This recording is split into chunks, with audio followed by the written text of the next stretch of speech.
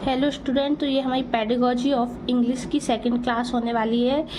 ये paper total 70 marks का आता है।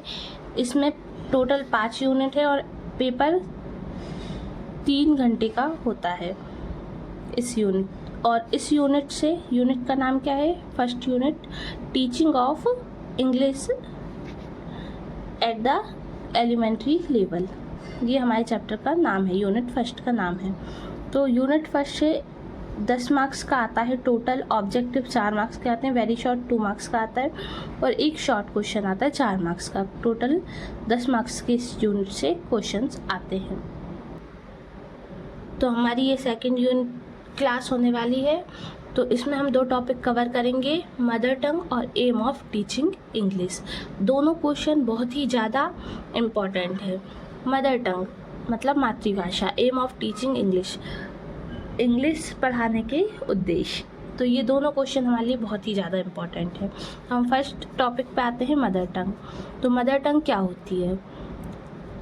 इसका क्वेश्चन आ सकता है, व्हाट इज़ मदर टंग वगैरह, important of mother tongue in English, ऐसे कुछ भी बना के आपको मदर टंग से रिलेटेड क्वेश्चन दे देंगे। तो आपको इस टाइप से आंसर लिख देना है। पहले मदर टंग की डेफिनेशन देख लेते हैं।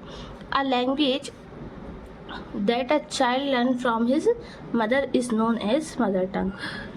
वह लैंग्वेज जो एक बच्चा अपनी माता से सीखता है उसे मदर टंग कहते हैं।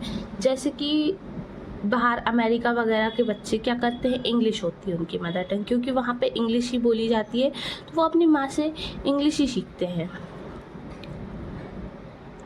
It helps in all kind of thinking. ये हमारी सारी सोच में मदद करती है। जैसे अपन कुछ सोचते हैं तो वो अपन हिंदी में नहीं सोचते, अपन इंग्लिश में सोचते हैं।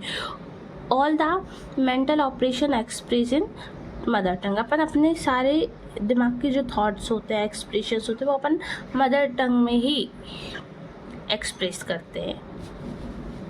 Important of mother tongue, importance of mother tongue. तो अपन पहले क्या लिखेंगे, the important of mother tongue in English are as follows, नीचे दिए गए हैं।